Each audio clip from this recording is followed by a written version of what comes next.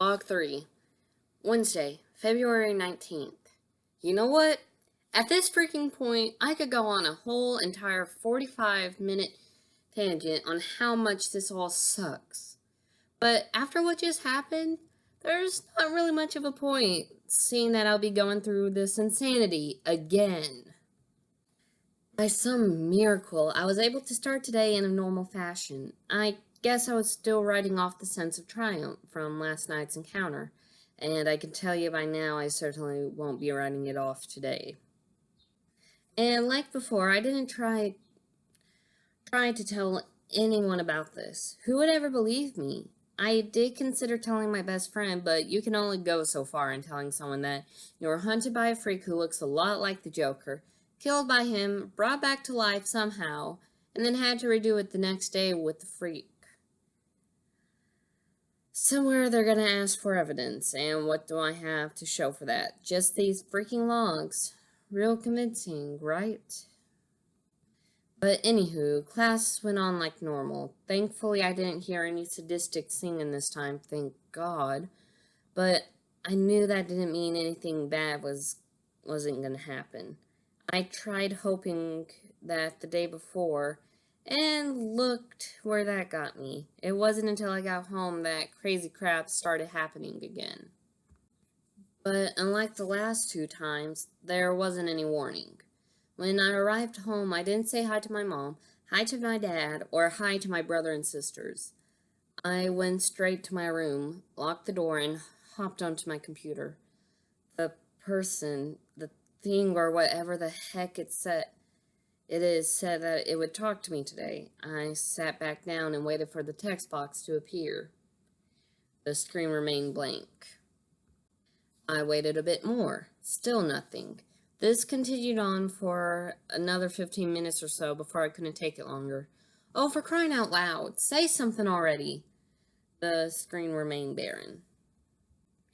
Oh, come on, really? You said you would talk to me today. So, here I am to talk. A text box appeared. Good, now we're going somewhere, I muttered. Text slowly began appearing. I thought we agreed that when you would speak to me, you would be respectful. I snorted. Oh, I'm sorry. Maybe I'm still a little ticked off at the fact I was killed, then hunted for the past 2 days by freaks that shouldn't exist. And after thinking I've gotten out of it, I'm reminded by another freak on my computer that I'll be doing it again for 5 more days. As those words left my lips, I realized my sarcasm would just piss him off even more, and he would probably stop speaking to me again. I couldn't afford that. More text began to appear, so I hastily continued before it could finish. Look, I'm sorry, I said quickly in a quieter tone. I mean, come on, who wouldn't be like this after going through all of that? Just knowing a little more of this is coming isn't comforting. I waited for a response. The text that it had been writing earlier suddenly vanished. The box was empty for a few seconds, almost as if the person who was writing it was surprised by my apology. It began writing again. I was beginning to think you didn't learn anything from from yesterday's visitor. I'm glad to see I am wrong. I let out a sigh of relief. Man, that was close. So, I went on, may I ask why you're doing this to me? Because, really, that's the only real question to all of this. You may ask, but you will not receive the answer. What? Why? I asked, surprised. If you have to ask, you have not earned the right to know yet. Earned? I laughed. I think being killed has earned me something. Continuing to live, I would think, is rewarding enough. This thing had to be kidding me. I was about to tell him how stupid that sounded, but something told me that he would just go quiet again. Before I could think of something else to ask him, he added, Oh, and while you may think that you have been able to come back the first time, do not think you will again. What? What do you mean? I mean that you will not be able to cheat your way out of this. Cheat? I have tried leaving yesterday and still ended up in the woods with a homicidal undead girl. If I can't do so much as even leave, how could I possibly cheat, huh? Well, that was pretty true. I didn't think of a way out of this, but I was still contemplating whether or not it was a good idea or not. I just hoped that whatever he was referring to wasn't what I was thinking it was. But it was. Dying. Do not think you can simply allow yourself to die each day to avoid the full extent of each encounter. I gritted my teeth. This thing thinks of everything, doesn't it? Why did I even come back the first day then?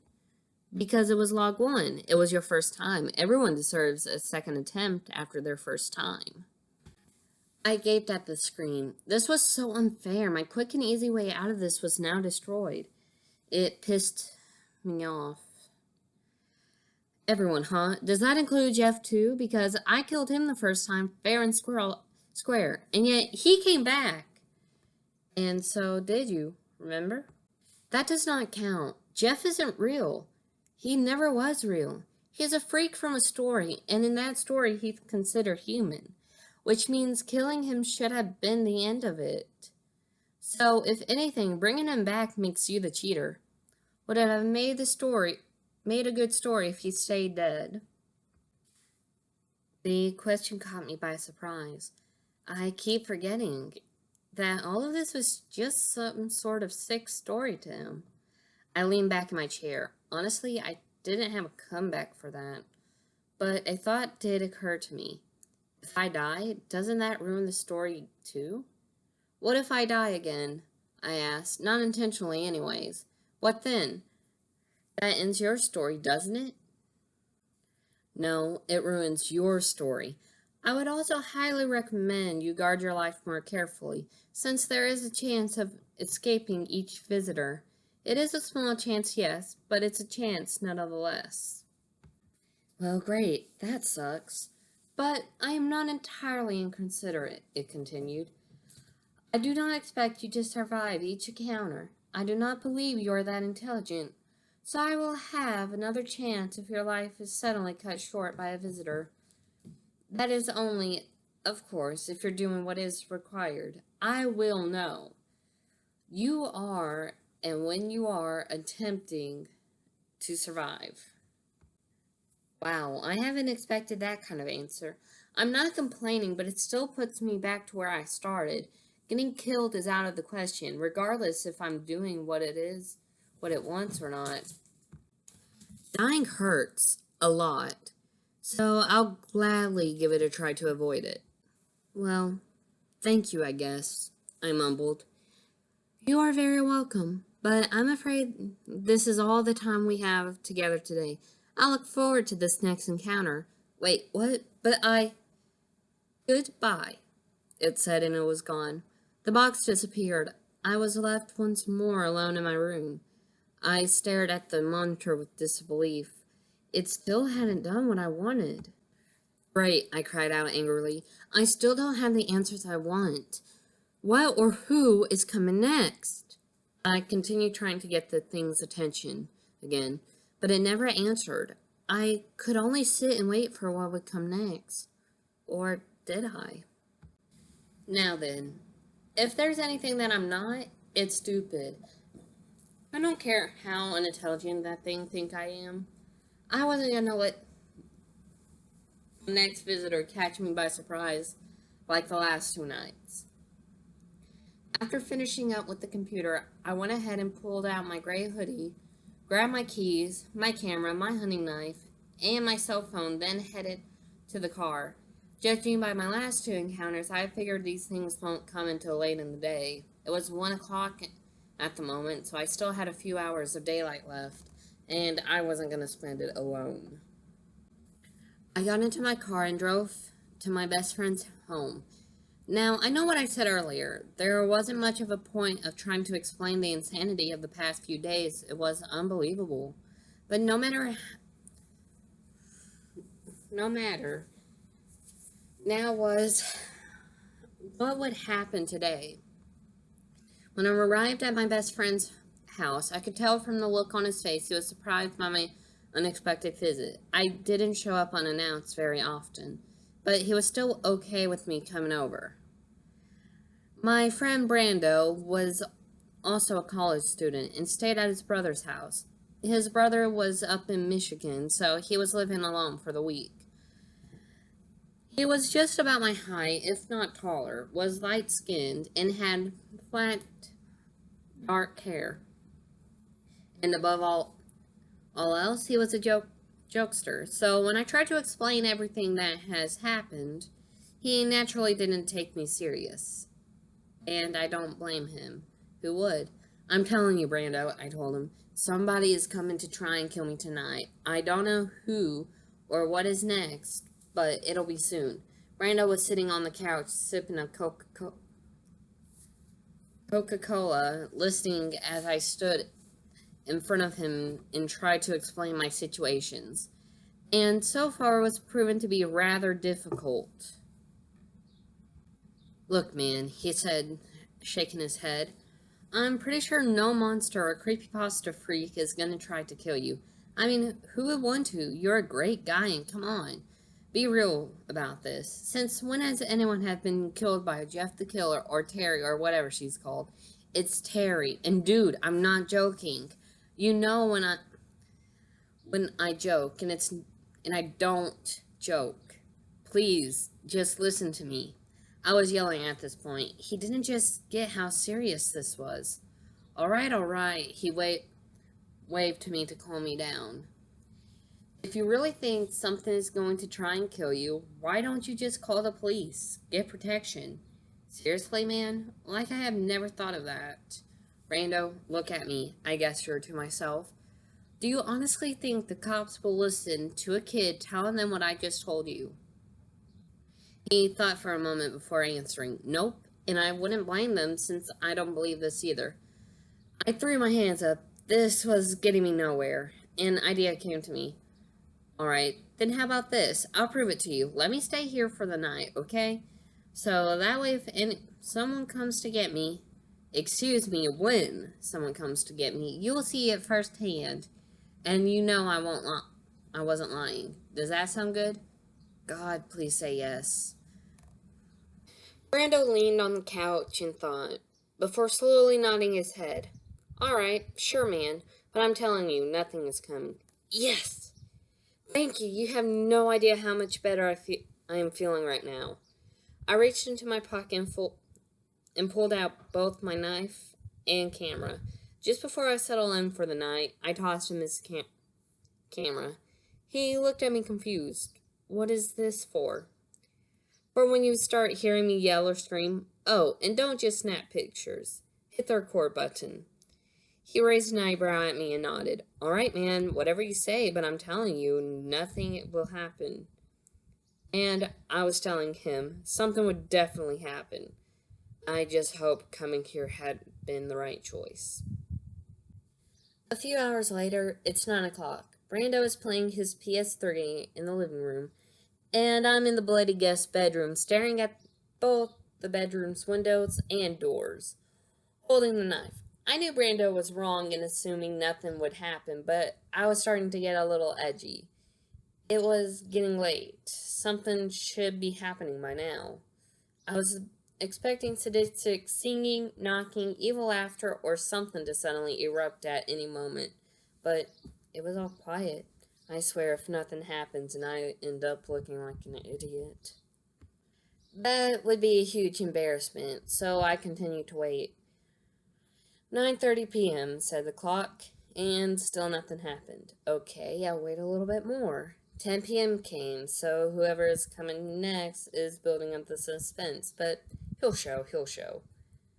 10:30 p.m., all quiet. What the heck? Where is he? 11 p.m. I was silent. Finally, the clock said 11:20 p.m. I was calling it a night. It would be midnight pretty soon, which would mean that Log 3 would have ended and Log 4 would have begun. And I seriously doubt that if the freak did show up, it would have enough time to do anything to me before midnight. So I said goodnight to Brando, turned off the lights, and locked the door and the windows just in case. I placed the knife on the stand beside the bed As I went to bed, I realized I didn't bring any clothes to change into, so I was still wearing my hoodie and jeans. Smooth move, idiot. It wasn't long before I fell to sleep. Sleep didn't last very long, though, and my dream of finding the man responsible for all this was rudely interrupted. I was at the best part of the dream, too. I was smiling and just about to shoot the lunatic responsible for all this when a large crash woke me up from my dream. I sat up abruptly. What was that? I muttered groggily. As I wiped the sleep from my eyes, I peered at the nearby digital clock on the nightstand. 11:50 p.m., it said. I was only asleep for 30 minutes? Great. Then I heard something large fall outside of my door. What the? It brought me out of my stupor. I quickly snatched my knife and listened for anything else. It was deathly quiet. Could it have been Brando I heard? Maybe, but I would need to be sure. Better to be safe than sorry. Very slowly I got out of bed and approached the door. I grabbed the knob after a moment's hesitation. I opened the door just a tad. I didn't see anything in the hallway, but I knew it didn't mean everything was fine. Building up my courage, I left the bedroom and went to go check on Brando in his room, which was located just the end of the hall. Once I reached the door, I pressed my ear against it and listened. I couldn't hear anything, which meant he was either asleep or, worst case scenario, he was dead. There was only one way to find out. Clenching the knife, I burst through the door, ready to face anything that lay waiting. What the hell? Rando's surprised voice greeted me. Huh? Jay, what is wrong with you? I'm trying to get some sleep. He was lying in bed. His eyes were foggy from sleep, and judging from what he just said, he was pretty pissed off. Oops. I, I was speechless. Brando flipped on the lights and sat up. Dude, he said, shaking his head. Look, I know you said you were having some strange crap happen to you and all, but come on, this is just over the top. I'm sorry. I didn't hear any noise in here, so I thought that you might be, dead? Yeah, sorry. Dude, just get some sleep, alright? Alright, just sorry, I apologized. I began to head back to my room, feeling stupid but stopped short. But before I go, I asked, what was that noise I heard? Noise? What noise? Brando looked confused. You know, the large crash or whatever. It woke me up. I thought it may have been you, and I stopped, suddenly realizing how stupid I was. Brando was just sleeping. He didn't make the noise. Oh crap, I muttered. I quickly glanced down at the dark hallway. What is it, man? Brando asked. Where's my camera? I said quickly, turning back to him. What? Where's my camera? Brando looked at me confused for a moment before reaching by his bedside, pulling me my Sony handycam from beneath it. Here, he said. Why? Turn on the night vision setting and start recording. We have a visitor. What? Brando said, get quickly out of bed. You're kidding me. No, I continued looking back down the hallway for anything out of the ordinary. Dude, Brando looked very concerned. Are you being serious right now? I rolled my eyes. Yes, man, I'm being dead serious. Go grab the camera and let's go. Hell no, he said, backing away. I'm not going down there. He went back to his bedside, grabbing the home line, and began to call someone. What are you doing? I asked. What does it look like I'm doing? I'm calling the police. He placed his phone to his ear. I snorted. Yeah, like that's gonna work. Jay, just shut up and... What? His face turned into bewilderment. He looked at the phone and clicked a few buttons before placing it to his ear once more. What the hell? He said more quietly. Yeah? I think I knew what was coming. It didn't take a horror writer to guess. Randall looked at the phone once more and began shaking his head. It says it can't reach the number. How the hell can it reach 911? Told you. He placed the phone down. Try your call. Yeah, like that would work. No, I said, tossing it to him. You try. He frantically opened the phone and frantically dialed 911. A female voice suddenly came from the phone. We're sorry, the number you dialed has either changed, disconnected, or Randall threw the phone down in frustration. Told you, I said, crossing my arms. Randall muttered something under his breath before saying, What do we do then? Like I know.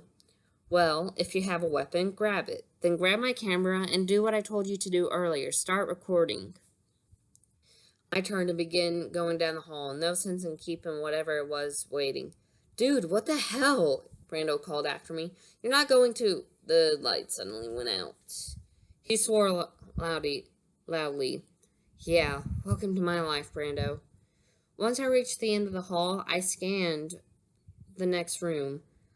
Leaving the room was completely dark without any lights. I could barely see 3 steps in front of me. I heard a few pots or pans fall from the other side of the room where the kitchen was connected.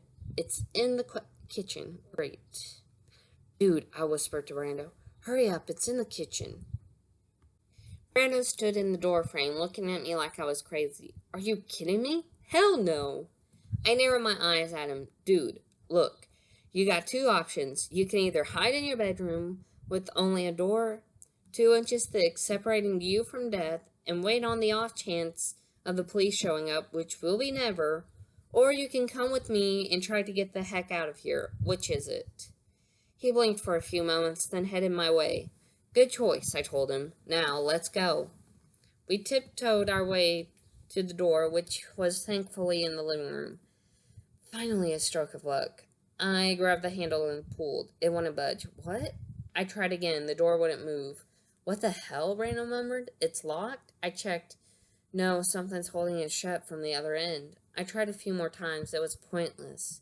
Crap, maybe we can get on using the window? Something large fell into the kitchen. My gaze shot in the noise other direction. No, not in here, I quickly added. That thing will hear us. Yeah, good idea. My room then. So we made it back to his room. Quickly and quietly, Brando, having the infrared camera, went first. Once we reached the bedroom door, I couldn't shake off the feeling that something wasn't right. This seemed a little too easy. Brando grabbed the knob and pushed. The door didn't open. Oh, that's why. Brando tried again, then put both of his hands on the doorknob and started yanking back and forth. The door didn't move an inch. Fuck, he whispered. We just came in from there. Why won't it open? Do you really want to know? I asked. Brando thought for a moment, then shook his head. Well, I looked back down the hall. We could try using the guest bedroom, I suggested. He looked at me skeptically. Jay, if this thing was able to somehow lock my door shut without coming down here, do you really think that's going to be locked too? Good point. Well, do you have any better ideas? I asked. Brando let out a nervous breath. Yeah, I do, but it involves making our way through the kitchen. I stared at him. Did I just hear him right? Say that again? I thought you said something crazy. He looked at me deathly serious. We have to make our way past the kitchen.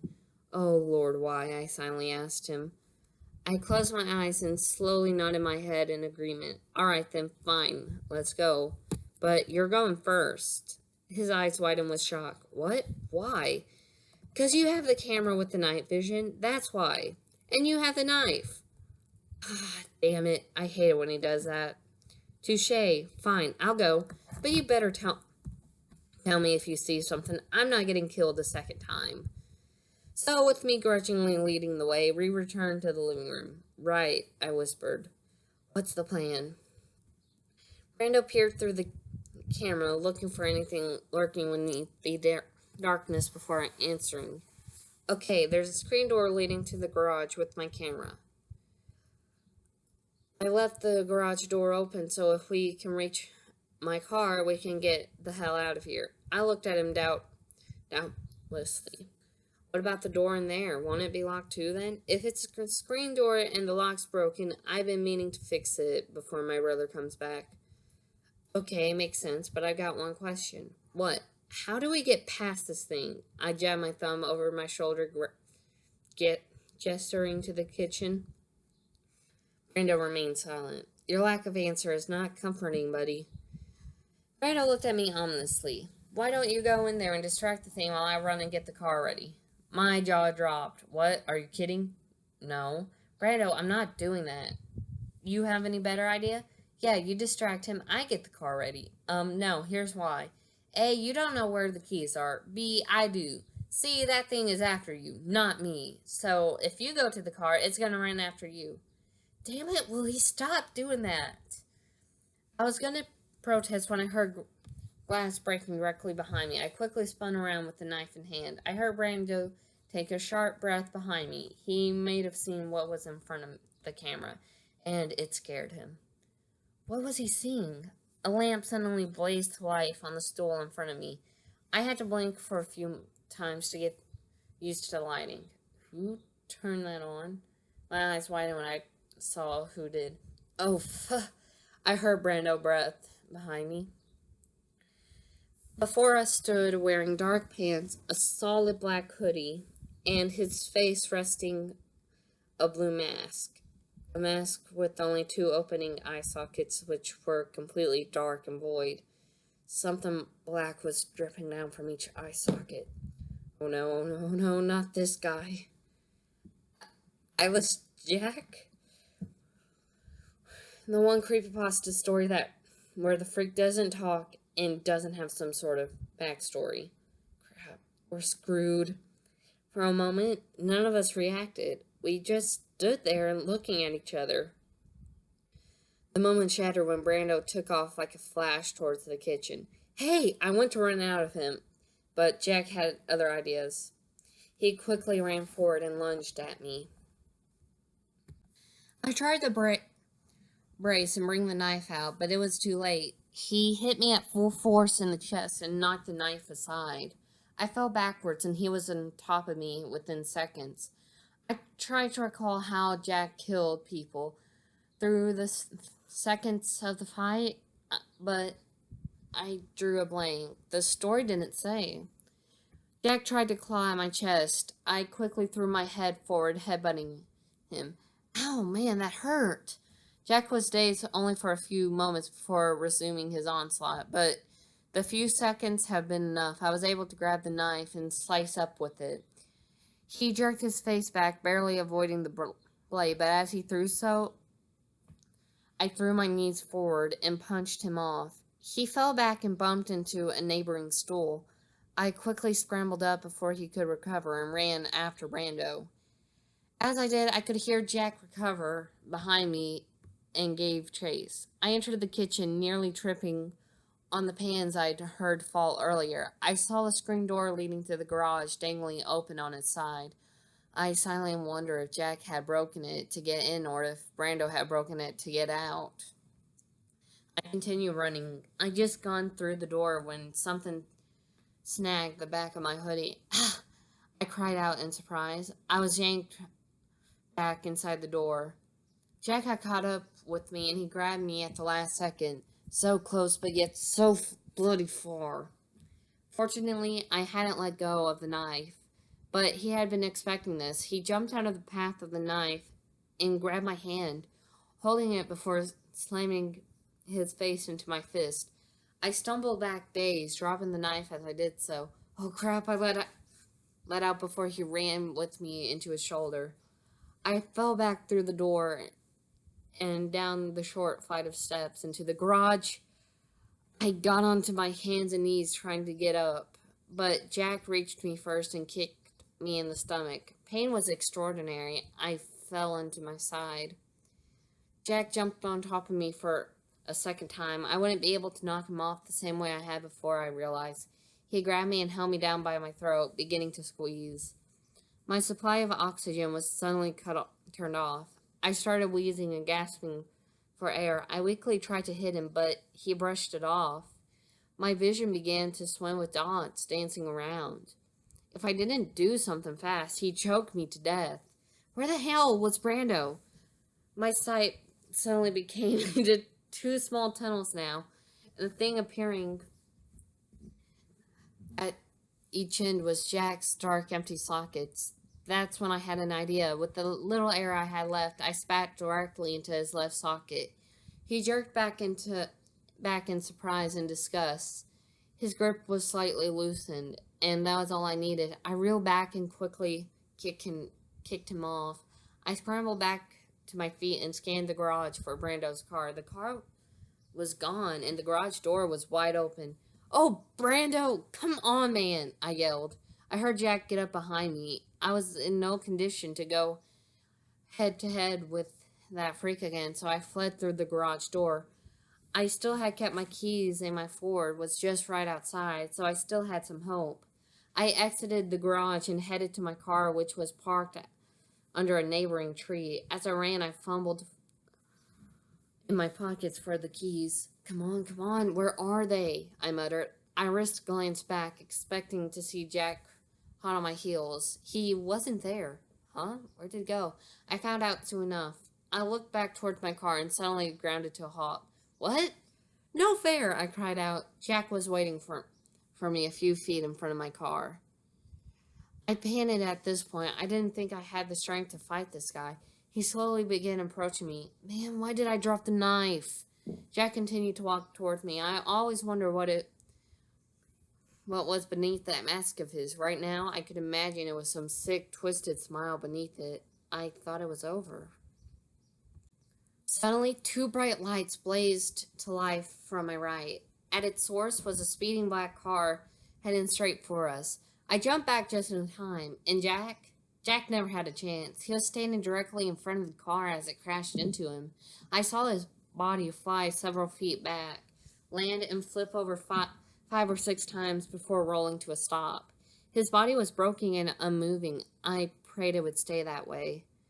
The car came to a stop shortly after hitting Jack. The driver's side door opened and stepped out none other than Brando. "How's my driving, dumbass?" he said at Jack's corpse, then turned to me. "Hey, Jay, you okay?"